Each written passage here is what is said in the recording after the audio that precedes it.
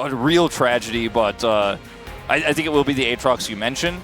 Whereas Caitlyn Varus is going to be the lane.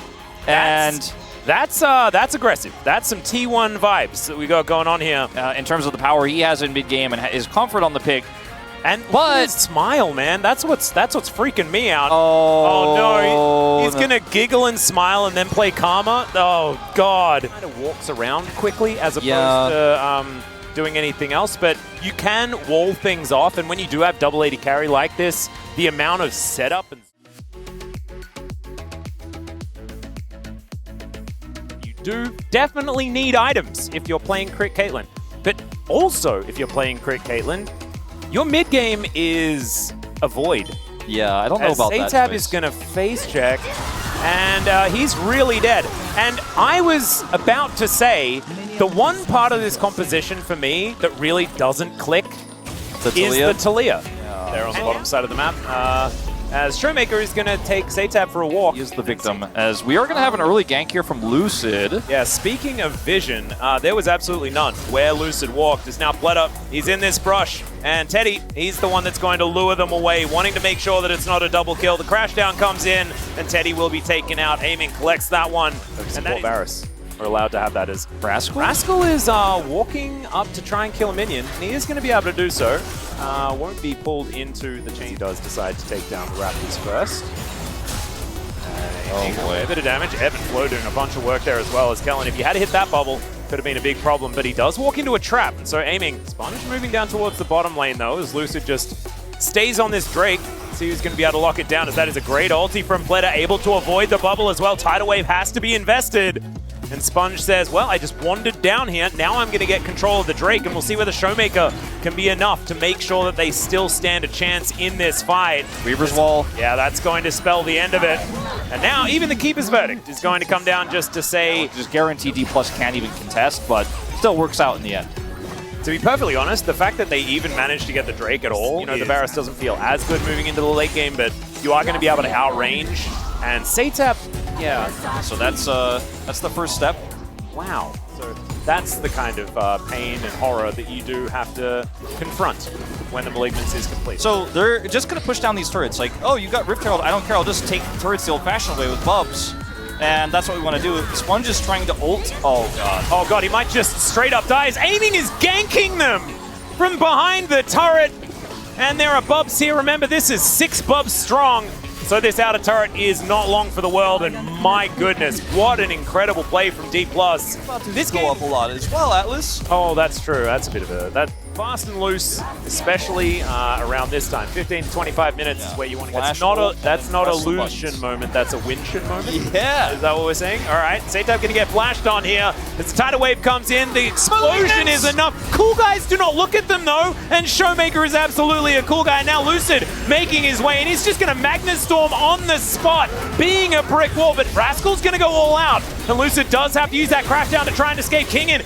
Kind of a monster in this fight, but there's a K'Sante, and he's still a problem. Kingin somehow survives. Is this Worlds 2022? Is he back? As now Showmaker comes around from the side, but Sponge, which is Kingin. He might triple Aiming's damage, which is hilarious because he's a 2-0 and 2 Lucian who got 2 turrets. That's just the power of karma. We should probably still pick this one. Shelly is going to be used as an escape tool here by Satab. Just going to crash her into the wall over here. That's his second escape this time. Last time he used the Weaver's Wall, this time he's using the Rift Herald. He's an escape artist, this guy. I like it. It's like you fool me once, shame on me. Aiming just frontlining here, and Satab once again in trouble. Will get knocked up, pulled back, and Kingin just going to cut him down where he stands. What a needlessly large rod. It's ramping. As yeah, Satab, unfortunately, he wanted to get that last minion. It will be his undoing.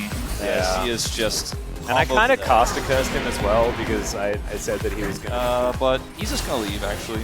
And Teddy's going to try to leave. The Showmaker using the Inspire Shield, and there's the crash down. My God, the damage. Magnet Storm is going to pull Teddy back, and it'll take a bit of damage there, and an extra smite. And 7-0, guys. It's feeling somewhat one-sided. I just don't know if Karma's viable. It couldn't kill him without smite. Now Lucid doesn't have smite for Baron. That was your takeaway from He this doesn't moment. have smite for Baron. And now they're going to contest with a teleport here. This could be problematic. Look, Lucid, no smite. He is only 4 times his opposition's damage. I think that could be higher as well. As Spletter taking so much damage here. There's the flash forward, the Shattering Strike as Sponge wanting to be a bit of a frontline. They are actually winning out in the 3v3. The 2v2, though, you don't want to look at if you're a DRX fan, as Rascal is unfortunately going to fall down. Successful Baron delay. Yeah. Oh, that's true, actually, as Showmaker has decided that perhaps if we kill everyone, we won't need to take the Baron, and that might actually be true. Zaytab rotating over. Is this turret actual safety, though, is the question, as Ace in the Hole comes through, but that is a very tanky Rel. But doesn't necessarily need to be is the question. Like you were already kind of implying earlier. Zaytab is dead. Oh, yeah, there's the bubble. And there goes the Talia. 10. Oh, come on, Showmaker. Press it, press it, press it. Yeah, let's see what happens. As they are going to push in Lucid. Does a bit of damage there to Rascal, but the Magnus Storm onto 4. The bubble comes in as well, and they're being cold. Absolutely decimated. We had our eyes on the Karma, but it was everybody else that was tearing them to shreds. And Showmaker will finally take down Sponge. Rascal is defecting. He's running to the other side of the rift because he knows Plus have better things on their mind, as it turns out. TP, oh man, that damage is real. Pleta is gonna have to heal. Yeah.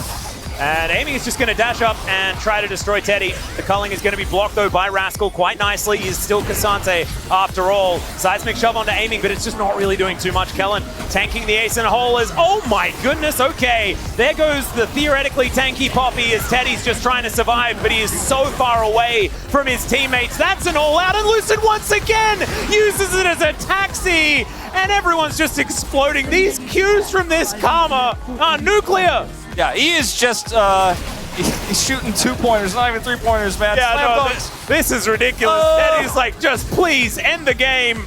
And they are going to acquiesce. There is.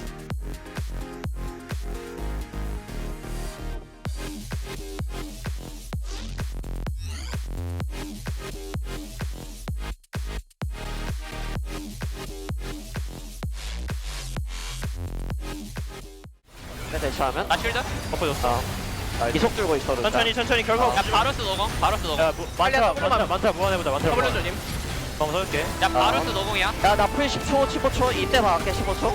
안 박아도 끝나긴 해. 그냥 끝나네. 그냥 만차 돌리던가 그냥. 난 박을게요.